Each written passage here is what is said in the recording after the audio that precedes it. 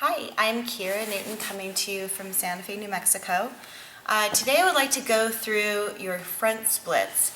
I'm going to use a variety of modalities today that I have found to be really useful for my splits. So I'm not going to be using one thing. I'm going to assume that if you are watching this video that you have a good amount of flexibility to start with. So you're starting you've already been stretching, you are understanding that the splits take an extreme amount of stretching, and you're ready to understand how to get there. So that's going to be my assumption. Some of these you can do if you're not as flexible, but as we go through, you'll see that it's going to get increasingly more difficult and challenging. So here's what I would like to tell you. Anytime you're stretching, you want to make sure your body is warm. So you can start with something just as simple as jogging in place or jumping jacks, but I usually try to warm up enough that have broken a sweat. But what we're going to do is start with kicking. So lie on your back and just kick to the front. So I'm going to kick with one knee up to my chest for 5. And then I'm going to straighten for 5. Now you're going to go as high as you can without straining yourself. And we're going to switch. 1, 2, 3, 4, 5, and straighten for 1, 2, 3, 4, 5. Then I'm going to go out to the side. I like to alternate one to the knee, one straight leg. One knee, one straight leg, and then go middle.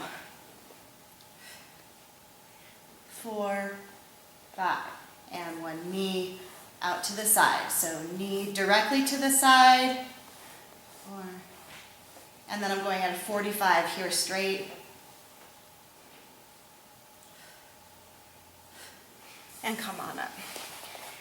All right, when you're doing your splits, you need to remember what you're trying to stretch out. So most people are really, really tight in their quads, their hip flexors, and their psoas. So what you want to have for this is 2 blocks, if you have 2 blocks, and a strap. So just make sure that you have something that would replace that if you don't. So we're going to start with a lunge. I'll turn to the side. So I've stepped forward with one foot, and I'm going to even out the back foot. So that means I'm going to square the hips. And what I want you to think about is taking the foot forward a little bit and driving the hips down. So this is going to be targeting the hip flexor, and then come back out. Make sure the hips are square, and pull down. And we'll do that a few times. Just pulling in and out. And breathing. Breathing out when you come down, and then pumping back up. Okay? Very simple. Now, let's do that again, and see if you can step your foot forward a little bit more, and pull down. And once you've pulled down, you can take your blocks behind you and try to get your chest up off of the belly. The belly off of the thigh, not the chest off the belly. So once you're there, pull down with the hips. And now, lift the chest even more, even back a little bit. So you could have blocks and reach back here, or if you don't need them, roll the chest back and reach back and open the hips. On the exhale, come back, pull that front leg forward a little bit into you, straighten the leg, and just fold over the leg. So now my chest is going down to my thigh, and I'm getting my hip here to rotate down to the ground. And then from here, I'm going to pump into the lunge and back. And into the lunge and back. And into the lunge again. And reaching up. You can also reach up overhead and back if you have the flexibility in the spine, or you can just stay here, roll back, grab those blocks if you need them. It'll look like this, and pull yourself down. Now this time when you're in this position, I want you to think about pinching the floor. So pinching the floor with the foot and the knee. So it's going to pull, they're going to pull together and it'll lift the body up a little bit and you'll feel a big stretch on the inner thigh. So here, lifting yourself, so you're making a huge contraction. And I'm going to move my foot forward because I know I'm going to come down. And then relax and release into it. And do that again. Pinch the floor and relax, release. And from here, pull the foot back in. Both hands come to the inside of the foot. And open the spine here. That means you're not rounding. Open the spine and tilt the foot to the side and back. So that's the front foot. I'm tilting to the side and back. That means I'm going to the edge of the foot. So tilt to the side, and you can even give it a little bit of assistance here. Opening the side of the hamstring and the back of the hip. And then come back. Pull back again into your runner's lunge. We're working on the hamstring here, pushing the hip down, dropping the chest forward. Good. And then come through your lunge again. Inside of the foot, tilt to the side, and back. Now, once you come back, you can reach up and around. And if you can, grab your foot. Okay, so I'm going to go through this. If you can grab your foot, excellent, do it, and pull it in towards your butt. Okay? Now, if you cannot do that, that's where your strap is going to come in. You're just going to hook the strap over the foot. You could actually do this with a band or a towel even, like a shirt. Just hooking it over the foot. So if you don't have the flexibility to grab the foot, that's okay. This will assist you. Okay? So if I'm grabbing it with the strap, I actually like to go over the same shoulder so that I'm not twisting the knee, because it's going to have to do a massive stretch. And then you'll let that go, come back through your lunging position, and rest. So just keep in mind that when you're stretching, you want to go into a place that might be slightly uncomfortable, but it does not feel like it's on the edge, okay? So you're not getting to the point where you feel like something is going to snap, because something actually could snap. So this time we're going to come back into the lunge, and hopefully your lunge has gotten a little bit more flexible here. Okay, so you're going to come back into the lunge, belly off of thigh, square the hips, and just start to sneak your front foot out a little bit as you pull back as you did before. So I personally like to make things a little bit more dynamic. So I like to move in and out of the stretch. And you can do the same thing when you come here. We came and we tilted to the side. So come back here, in and out, right? Inhale, exhale as you stretch down. That opposite hip is going to come down to the ground. And then pull the foot in and drop the knee down into pigeon.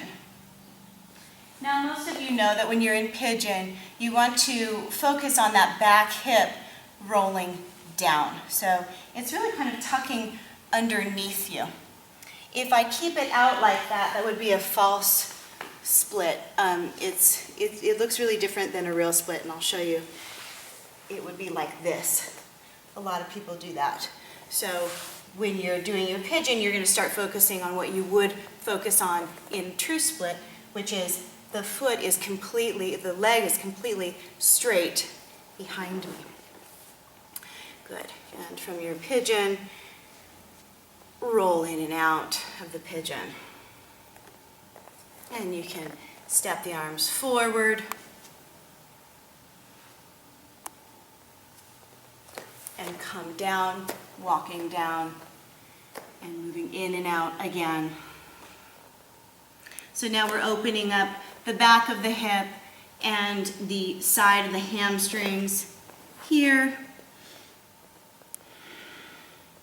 Dropping the chest down. And then always checking back to that back hip that it's rolled down. Once you've done that, see if you can come back to that idea of lifting the belly off of the thigh. So here, push up and back. Exhale down. Inhale, reach back and up. So here I'm really working on the flexibility of the low back and the psoas with the hip flexor. You can even reach up, exhale, inhale, exhale, inhale. Very slowly come out of that position and pause for a moment.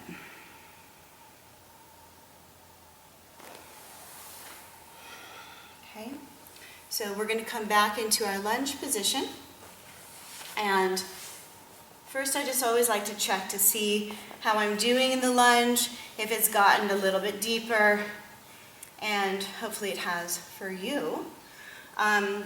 Once you have done your check-in, come back to what a normal lunge would be, right? So 90 degree on both legs, and step out with the front foot about 45 degrees. Now, some of you will need a block for this, because what I'm going to do is really target the psoas here. So I'm going to reach to the side and back behind me with the block if needed. Reach up over, my arm up over my head and to the side, okay? So if you don't need the block, then don't use it, but push the hips forward as you side bend. So the hips are going this way and the ribs are laterally bending. Here. Yeah, just pulling them. And rest. And we'll do that again. So coming into this side lunge variation, reaching to the side of the hip, or maybe by your butt, you could say. Here, hand comes down, reach up and over your head, and to the side. And check back into your lunge. You see how you're feeling now. Okay? Now, let's get more into the hamstring. So we've done the runner's lunge here, right? And I like to just kind of go forward and back again, keeping it active. You can do a few with the toe pointed here. And you can do a few with the toe flexed here. So bending and flexing. And bending. And flexing. And now, the next thing I'd like you to focus on is actually taking the hamstring and straightening it in a different position. So from here, you're going to take your knee to your chest, okay? And see if you can actually keep it on the chest, okay? So I'm going to keep the knee on the chest and extend the heel up and back. Breathing. Flex the foot.